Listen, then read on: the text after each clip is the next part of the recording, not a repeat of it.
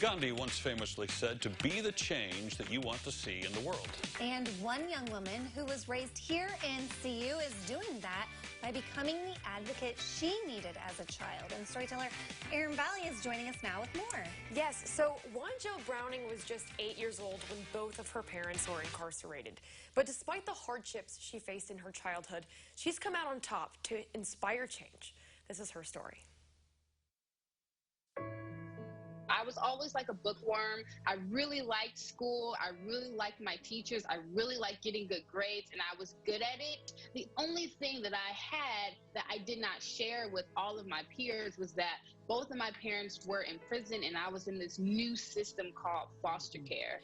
On the surface, Wanjel Browning had what every child needs to lead a successful life: a love of academics, the admiration of her peers and teachers, and the warm spirit of a Centennial High School cheerleader. But before the Parkland College graduate left her hometown to spread her wings in Houston, Texas, Wanjel was a kid in Champaign, scraping together money to make phone calls to both of her parents in prison. When my mom would call sometimes, it was kind of like, do we answer today, or do we hope that she calls by the end of the week where we'll have like some money to put on the phone call so that we can talk? Letters from Wanjel to mom and dad. The middle schooler, proud to share news of straight A's, words of love on missed holidays, and the promise of money headed their way.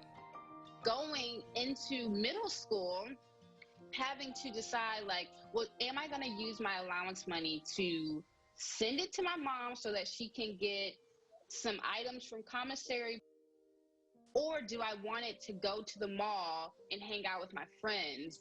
And just having to go through that process and choose, it was just very, very, very difficult. I felt super alone. I felt like I was the only kid on the planet making these tough decisions because I needed to be a part of the process. Not getting to see them, not able to talk to them on the phone, Christmas time, Thanksgiving, those days was really hard. Hurting them was hard. Wanjel's mother came home from Lincoln Correctional Center in 2008. Since then, both of them have shared their stories to inspire change. At the age of 19, Wanjel went to Washington, D.C., where she lobbied the Federal Communications Commission to reduce the rates of phone calls to prison.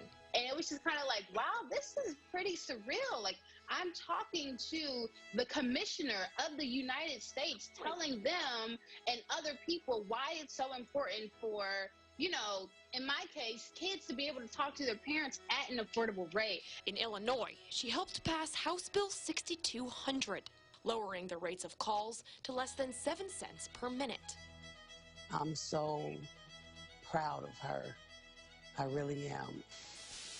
It is Saturday, April 11th, 2020, and I am getting ready to launch a foundation. And last year, Wanjel and her husband launched the Freedom Child Foundation. The nonprofit serves kids with incarcerated parents by ensuring family connection through phone calls, letter writing, and visitation.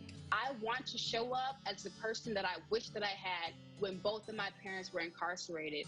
Each child receives a box like this one, with the materials they need to successfully reach out to parents.